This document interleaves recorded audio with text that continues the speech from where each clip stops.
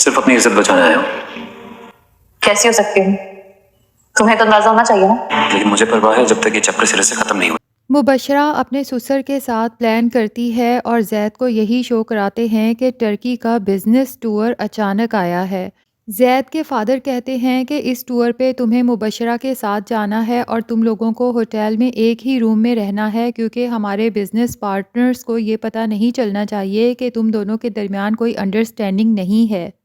ज़ैद आयरा को भी साथ लेकर जाना चाहता है, लेकिन ज़ैद के फादर उसे किसी तरह से कन्विंस कर लेते हैं कि इस टूर पे तुम सिर्फ मुबशरा के साथ जाओ, क्योंकि आयरा हमारे मुखालिफ पार्टी के साथ मिली थी, इसलिए मैं नहीं चाहता कि वो हमारे बिज़नेस में किसी भी किस्म की इंटरफेरेंस करे।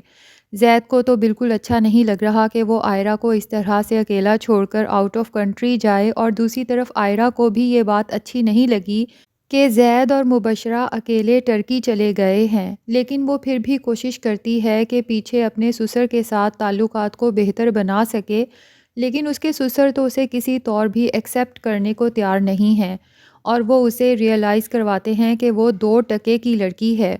आयरा कहती है कि ये 2 टके की लड़की आपकी बहू है अंकल, लेकिन आसिफ साहब कहते हैं कि मेरे मुखालिफ पार्टी के साथ मिलने वालों को मैं अपना कुछ भी नहीं समझता। दूसरी तरफ मुबशरा भी इन खुशफहमियों का शिकार होती है कि अब वो ज़ैद के साथ अकेली है तो शायद वो ज़ैद के दिल में जगह बना सकेगी, लेकिन उसे ये देखकर बहुत गुस्सा आता है कि टर्की में भी ज़ैद को आयरा की ही फ़िक्र होती है। मुबशरा जब उसे आयरा के ख़िलाफ़ कुछ कहने की कोशिश करती है तो ज़ैद उसे साफ तौर पे कह देता है कि प्लीज़ मेरे और आयरा के मामले में तुम इंटरफेरेंस ना किया करो।